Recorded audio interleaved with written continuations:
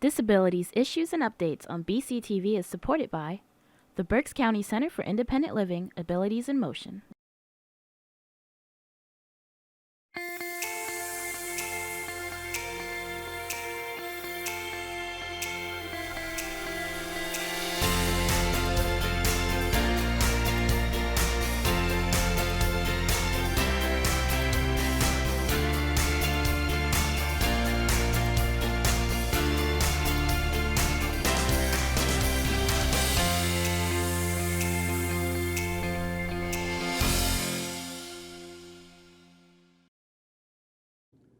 Welcome to Disability Issues and Updates, where we bring you news from our local community relevant to people with disabilities. I'm your host, Ed Granger, today, and I'm the Independent Living Services Program Director at Abilities in Motion, which is the Center for Independent Living for Berks County located in Reading, PA. Very excited to welcome our guest today. Our guest is an educational advocate, and she's going to share something about what educational advocacy is.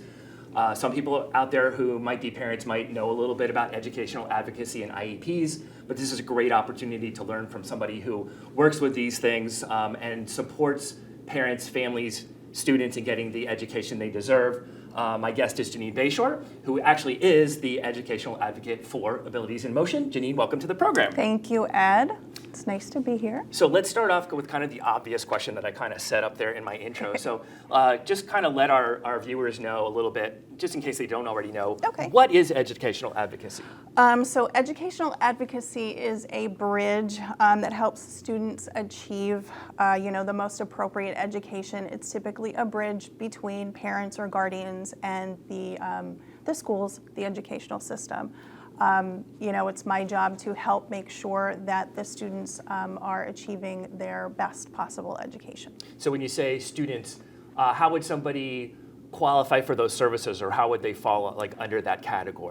Typically, it's any student with a disability, any student who needs any kind of specialized education, anyone who's needing to receive any kind of services, speech, OT, occupational therapy, physical therapy, any kind of specialized education in the school system. So it's a pretty broad range of students who might qualify to get those services. Absolutely. So what is kind of the ultimate goal of educational advocacy? What is the end thing that you're trying to achieve? So the ultimate goal is to have the student be achieving their best possible outcome in school, to be happy in school, to have the parents, listened to by the district, and to have all of the students' needs met. And I guess when those needs aren't met, that's when you have unhappy students who don't like school, and that's Exactly. obviously not good for anybody. It's certainly not the person who's Typically trying to get the education they deserve, Right. So how much of it is helping parents to understand, how they can better advocate for themselves, and you're the advocate, but how much of it is about self-advocacy on the part of students and advocacy on the part of parents as well? Typically, we typically get phone calls when parents are frustrated. Mm-hmm. The students' needs aren't being met. Sometimes there are behaviors that are happening. So typically we'll get a phone call that says, there's something on the IEP that's not being followed. Behaviors are happening. We're seeing XYZ at home. What can we do? So I'll say, okay, what exactly is it that you're looking for from the school? How can I help you? It's typically, how can I help the student? My end goal is not necessarily to help the parent. My end goal is to make sure that the student is getting exactly what they need. If the student is old enough, I want to hear from them. I want them to self-advocate. What are their goals? What do they want to see? If the student is younger, what's happening at home? And then, we make a plan. Can you email the school? Can we have a meeting? My goal is to always be a bridge between, the parent, the student, and the school, and to come to an agreement for the best possible outcome for the student. Because obviously people hear advocacy and they think adversarial relationship, right? No, we don't want to do that. So that collaboration, how do you adopt a collaborative approach to doing this? Typically, it's, it's always in the best interest to go in with a positive mindset. What things are working well? I know you made the phone call because there are things that are not going well. What things are working well? What can we do to make things better? The goal for everybody should be to be on the same team and to make sure that the student is achieving the best possible outcome. Nobody wants the student with an IEP to fail. Sure, right. Nobody wants them to be unhappy. Nobody wants the behaviors to continue. So if everybody's working towards the same goal, let's all work, together, and be positive. So And I think that's one reason this is a great fit for what Abilities in Motion does as a Center for Independent Living, because we are strengths-based. First of all, we're always looking to identify strengths, help people build on their Right. strengths, and then secondly, because we're about making sure people are included in the decision-making process. So when you're talking Absolutely. about students, you want to hear what students have to say. We're always looking at people being, self-directed in terms of setting their goals and working toward their goals, and not having someone else, steering them in that direction beyond we want to make sure that they're included in that decision-making right. process. If this is an 8th grade student who's having behaviors, we want to hear from that student, what's going on? Is there something happening? Why all of a sudden are there behaviors popping up? Are you uncomfortable in the classroom? Is there something, happening that maybe you haven't let a voice to? We always want to, there's nothing about them without them. And obviously, right, and obviously you want them included in that. Absolutely. Because, mom and dad aren't always going to be there in No. the school. Right. So they're going to have to be, able to speak for themselves, Right. speak up for themselves. So that's, I think why, again, educational advocacy is such a great fit for what centers for independent living are trying to do and how they work with consumers to be self-directed. So Right. I know you had mentioned IEPs. Yes. So an IEP is an individualized education program, I believe, is a plan. Yes. I looked this up. I Googled this beforehand, and Google told me it was a program. So Yeah. so I give Plan, that. program. So it's an IEP. So just talk a little bit about what an IEP is and how an IEP is developed. Where does it come from? So it's actually a legal document, and it's signed between this. It's a document signed between the parent, guardian, student, and the school district. So what happens is a team comes together. Typically, it is parent, guardian, student, someone from special education, someone from general education, someone from administration. Everybody comes together and says, what are the goals? What are the goals for this student? How do we get there? What are the benchmarks? What is the current level that the student is, operating at this time? How do we get to those goals? Right. What can we do? Do they need speech? Do they need occupational therapy? So how do we achieve those goals? All of that is written in a plan. So it's really a holistic approach. It really is a very holistic approach. And, sometimes it can be a very simple document depending on the needs of the child. Sometimes it can be a very complex document. Again, that's why it's individualized. That's Right. why it's individualized. Yeah, I did get that word right. Yes, I got yeah. plan and program, I got Yeah. confused, but I got individualized right. But yeah, so like I said, it can be, and it should be very, very specific, depending on the needs of the child. There are goals, there are outcomes. Because it is a legal document, it is supposed to be followed by both the school and the parent. They are both required to be followed. So, who identifies the need for the IEP? Is that the school? Is it the parent? Is that the student? How does it become evident that an IEP would be a good document to put in place here? It can actually be, yes. It can actually be both. A parent can actually request for an IEP if they have a child coming into the school system with a disability. They can request an IEP to be written so that their child, their student, is receiving the appropriate education. If the student is in the district and somebody, educational professional recognizes that maybe there are some limitations and they,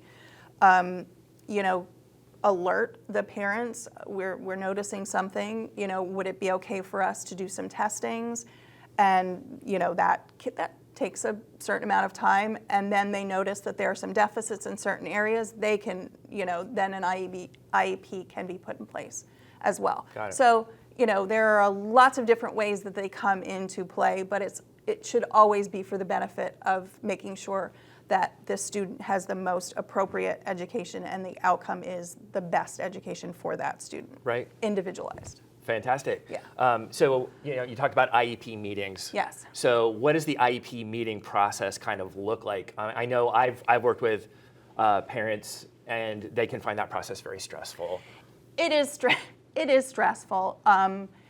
Sometimes it feels like an out-of-body experience because there are all of these people sitting around a table and they're discussing, this child, and that's your son, Right. that's your daughter. So sometimes it's very overwhelming. My approach to the best IEP meeting, and I will tell both parents and educational professionals, is I think the best way to start an IEP meeting is to start it off with some really good positivity. A lot of times, if you're doing an IEP meeting, especially an IEP review, sometimes it's because something's not working. Right. So inevitably, you're going to be discussing some problems. But there's got to be some sunshine in there. So let's say, okay, this student is amazing at XYZ. I love the way this student does this. Every day this student does this. So let's start the first 10 minutes off with just positivity, so we know that we can build from something fantastic. Right. There isn't a person in the world who doesn't have, something. Especially, I will also say this, sidebar, especially if the student is in the room with you. Sometimes there are older students who choose to participate in their own IEPs. If that student is sitting in the room with you, imagine listening to all of the negatives being read about Right. Sure. What happens to you every day and kind of just shrinking. Wouldn't it be great to build them up for the first 15, 20 minutes of that meeting? And then say, you know what, we're gonna talk about some things that we're gonna work on. If you want to stay, you can, to help build on these strengths. But I think a positive start, even if it's for a negative reason, to an Right. IEP meeting is just so important for every student. Even if the bottom is falling out on everything, there's got to be something that those educational professionals can pick up and say, he's really good at this, she's really good at this, they're really good at this. Right. So so you're in that meeting as the Yeah. advocate sometimes, maybe not all the Yeah. time. But what is kind of your role in that context? I always hope that my role is to build a bridge. I'm never there to start a fire. Again, a lot of times parents are calling us because they're at wit's end, they're frustrated, they're kind of at the end of their rope, they're kind of up against a brick wall. They tried all the things They've that tried all of the occurred things. to them, Yes. or that they felt were available to Right, them. and it is frustrating. I'm not going to pretend that it's not frustrating sometimes. And then on the other side, the school is limited with resources, with people. So I'm trying to build a bridge. Again, the ultimate outcome of anything that I ever do is to make sure that the student has an appropriate education that makes them successful and happy at the end of the day. That's my job. My job is not to advocate to get the parents everything they want on a wish list. Right. My job is not to make sure that the special education budget is balanced for the school. My job is 100% to make sure that the student is successful and happy. So so you've obviously had a lot of experience with IEPs. Can you share a little bit about how you developed your experience with IEPs, your personal experience, and your experience working with schools? I think, again, it's a positive nature. The best laid IEPs are incredibly detailed, and they're also well followed. Okay. And when they're not, It sounds good so far. Now we're going to get to the part where yes, they're well followed. And when they're not well followed, if it's difficult for the educational professionals to follow the IEP, communication is incredibly necessary. Some of the kiddos, some of the students that require IEPs don't have the ability to go home and say, I had a really crappy day at school. They're just going to go home and rage. Mm-hmm. So it's really important for the educational professional to make sure that they're communicating with mom and dad and saying, we're seeing some behaviors here. Are you seeing some behaviors at home? Maybe this isn't working. Mm-hmm. So, a really well-written, really detailed IEP is important. Communication between teachers, educational professionals, and parents is really, really important. And I know sometimes I've heard from parents who say, what my child is telling me about what's going on at school is not what the school is telling me about what's going on at school. So there's just the parents having to balance those different perceptions of how things are going and, right. And whether the IEP is being followed. Well, and there's always three sides to every story. It's your side, their side, and the truth is somewhere in between. Right. So you also want to make sure that you're listening to your child and hearing everything.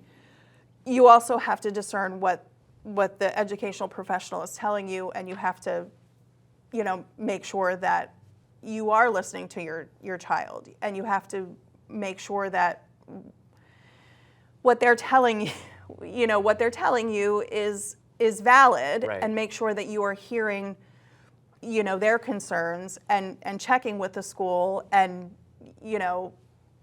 applying that to what's happening at home and making sure that things are being followed. So, and you mentioned there are occasions where the IEP is not being followed. Are there specific times when you find that problems arise? For example, changing schools, new school year, new school district, something else that changes a school, new teacher. Like, what are some of the things that will take an IEP that may be working and have to make it have to be revisited by everybody? Transition times are very difficult. Switching of teachers, that's always difficult.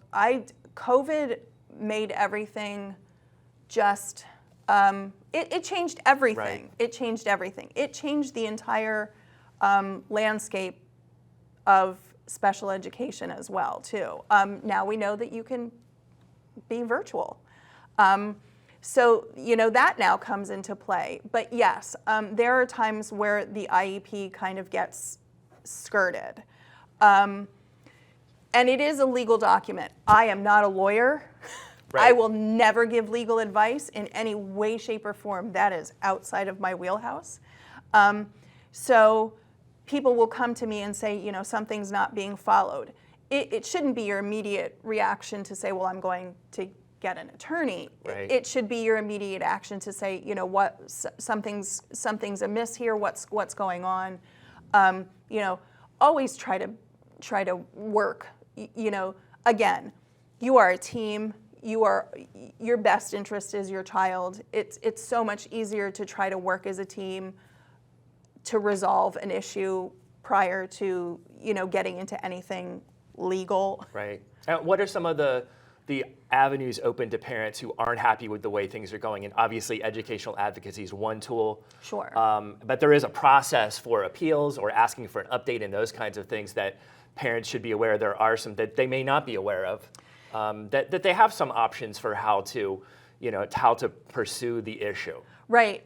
So there is educational advocacy. You can ask for an advocate, and then if the school refuses, then you can go to due process, where then you are actually inviting some legal advice. Right. Because it is a legal document. I knew when you said it's a legal document, and we're not lawyers, but Yep. there have to be lawyers somewhere.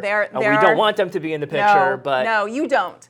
But there are educational lawyers who who are much more savvy at picking apart that document than I mean, I can look at it and say, oh, this is great, this is very well detailed, but as far as the legality of it, there are educational lawyers who are very savvy at either holding the school accountable.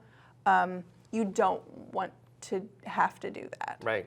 It's So you don't want that to be your first option. not want that Although to be your- sometimes that may feel like where you need to go first. But you don't want that to be your first option. How about if they're for schools? Is there something you can think of, like one thing that stands out that schools, could be doing maybe better, or one piece of advice for schools on how to be a part of the solution and less of a part of the problem potentially? Just one? Well, you can pick two. You have two. Okay. You have time for two. One piece of advice, I would say, and this is across the board, every child with an individualized education plan is an individual. Which should seem obvious, but sometimes gets lost sight of. Seem obvious. They're also a whole and complete and not broken person. We're not trying to turn that student with a disability into a regular education student. We are trying to give that person with a disability the best advantage, the accommodations that they need to thrive and to do the absolute best they can until they graduate. That's the goal. The goal is not to force a square peg into a round hole. It is to give them all the advantages that they need to succeed. That was a really long-winded one piece of advice. But I mean, you're setting them up for life, right? Because there is going to be Yes. life beyond school. So what Exact- happens in that context is so important. Exactly. We don't want to force them into a mold that they're not. We want to give them every advantage possible for them. How about parents now? Like one thing that you would say to parents, if you could give one piece of advice, parent who is struggling with a situation in school, parent who's looking for help, like what's one piece of advice for parents going into a situation where they need an IEP or they need to communicate with a school? I would say that that really you do know that you know your child better than anybody else in the universe, better than any medical professional, better than any educational professional. But you also have to listen and work as a team to make sure that they're getting what they need in that environment. So sometimes you have to kind of take a step back and, for lack of a better term, play nice. And it's very difficult because I am the parent of a child with a disability, so I had to learn to do that when I wanted to, burn things down. I had to take a step back and go, okay, this isn't going to accomplish anything.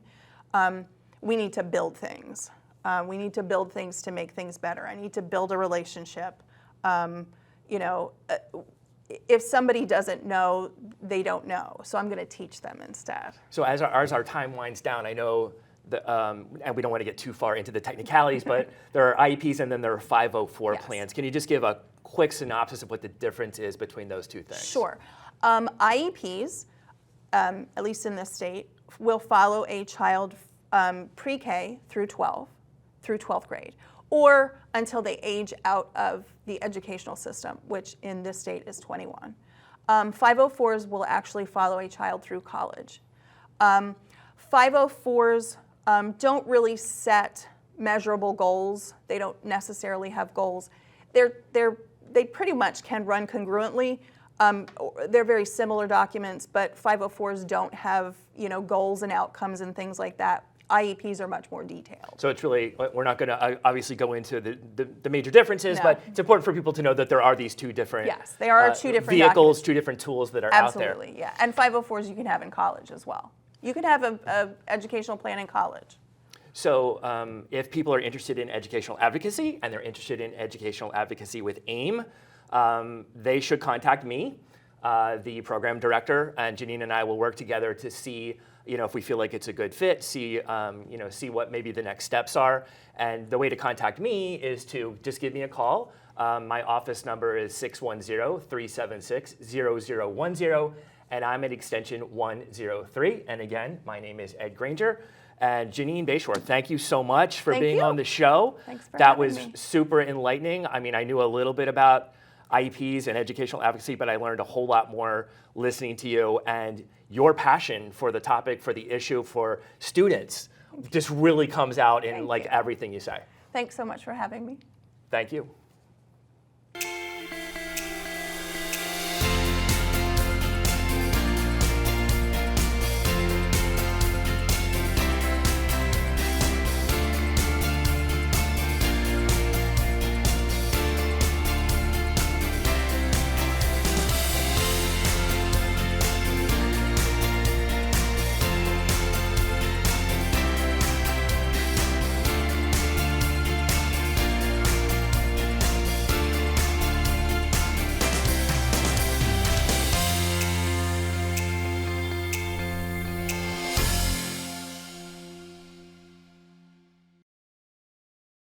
Disabilities Issues and Updates on BCTV is supported by the Berks County Center for Independent Living, Abilities in Motion.